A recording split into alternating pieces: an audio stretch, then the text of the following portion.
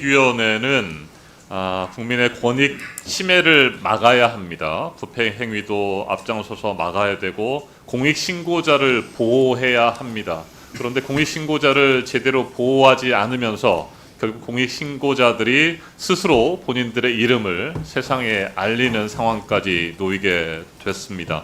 공익신고자의 목소리를 외면했습니다. 과연 이 같은 권익위원회가 도대체 왜 필요한지 모르겠습니다. 부패방지 주무기관으로서의 자격이 없다고 생각합니다.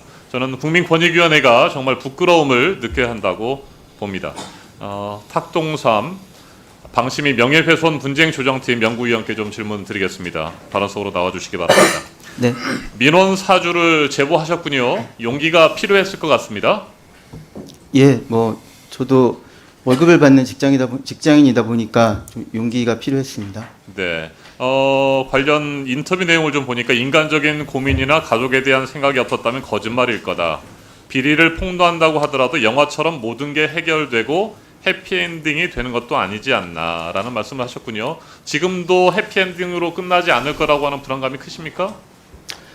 네, 현재 어떤 조사하는 진척이 없고 경찰의 수사와 압수수색은 계속 진행 중이기 때문에 희망적인 상황은 아니라고 생각합니다. 네, 청부 민원 사주 의혹을 받고 있는 류일임 방심위원장에 대한 조사와 수사는 제대로 이루어지지 않고 있는 반면에 공익신고자를 색출하기 위한 압수수색이 2차례 실시되는 등 압박이 계속되고 있기 때문인 거죠? 네, 맞습니다. 네, 최근에도 압수수색이 진행되지 않았습니까? 압수수색의 그 정도에 대해서 어떻게 평가하십니까? 굉장히 지나쳤다라고 하는 그런 목소리들도 좀 나오는 것 같습니다. 어땠습니까? 9월 10일에 제가 아침에 6시 30분에 집에서 출근을 하는데 6시 30분에 현관문을 열고 한 발자국 나가자마자 수사관 4명이 저를 붙잡고 저에 대한 신체 압수수색을 시작했습니다. 저는 수사관들에게 추후에 물어봤는데요. 제가 출근하는 시간을 며칠 동안 지켜봤다고 하고 당일 6시부터 제가 문을 열고 나오기를 기다렸다고 합니다. 저는 영화에서는 이렇게 현관문에 그래도 수색영장을 제시를 하고 그 다음에 기회를 주고 문을 열고 이런 단계인 줄 알았는데 제가 문을 열기를 기다렸다가 문을 열고 저를 바로 저를 압수수색을 했고요.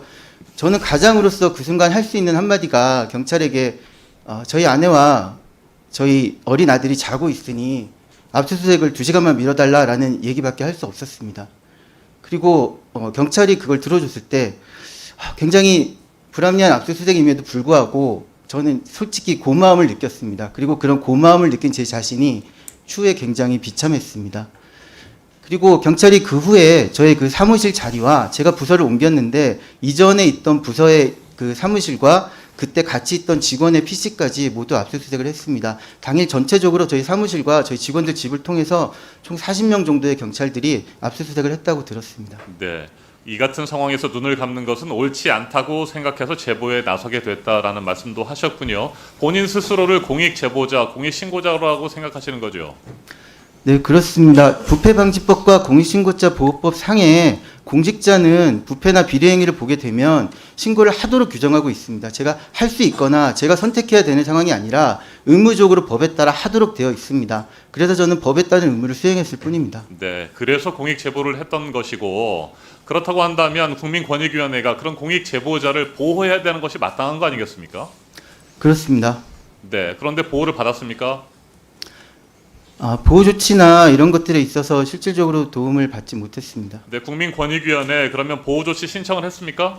보호 조치 신청은 연말에 했습니다. 네, 좋습니다. 홍영철 국민권익위원회 신고자 보호과장 질문 드리겠습니다. 앞으로 나오십시오. 네, 앞서 탁동삼 연구원께서 보호 조치 신청을 했다고 했습니다. 보호하셨습니까? 예, 지금 신고자가 들어온 거는 이제 책임 감면 신청입니다. 책임 감면 신청은 이제 그 기관에서 징계나 행정 처분이 있을 때 저희 권익위원회가 그 신청을 요구를 할 수 있는 건데요.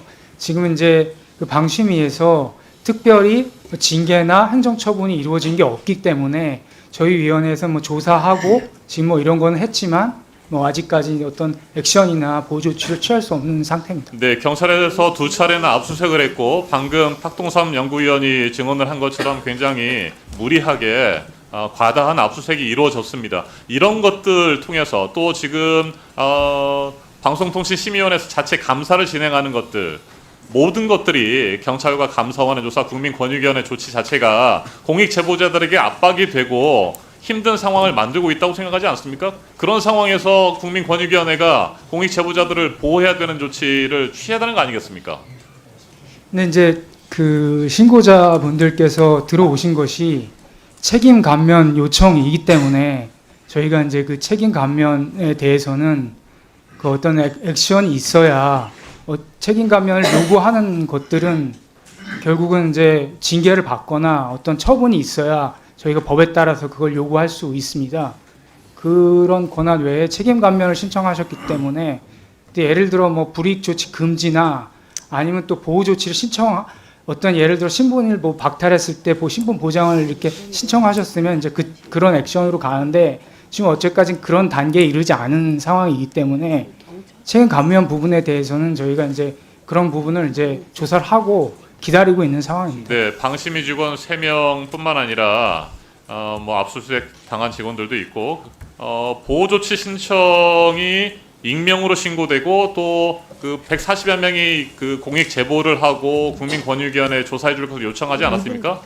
거의 뭐 대부분의 직원들이 자 그런 사람들에 대해서 어떤 보호 조치가 필요하다는 생각을 한 번도 안 해보셨어요? 그러면 불이익 조치만 안 되면 괜찮다 이런 생각을 하시는 겁니까 지금? 그 위원님 그 140명이라고 하면 네. 무슨 어떤 분들 말하는 건지 기명으로 민원 사주 의혹에 대해서 문제 제기를 하지 않았습니까?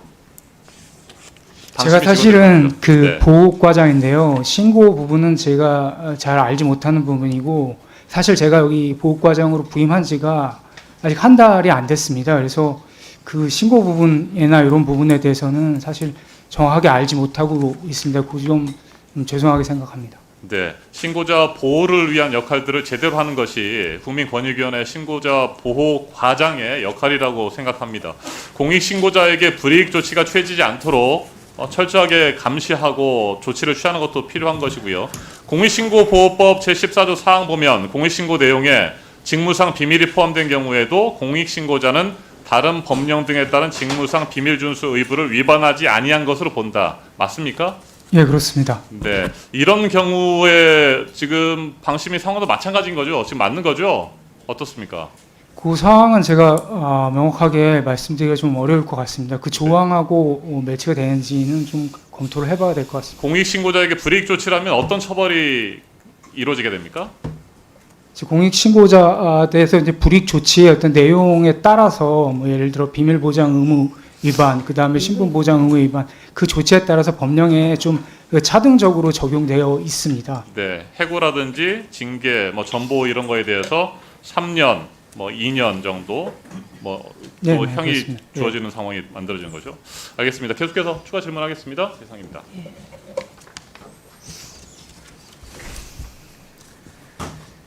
이준석 위원님 질의해 주십시오.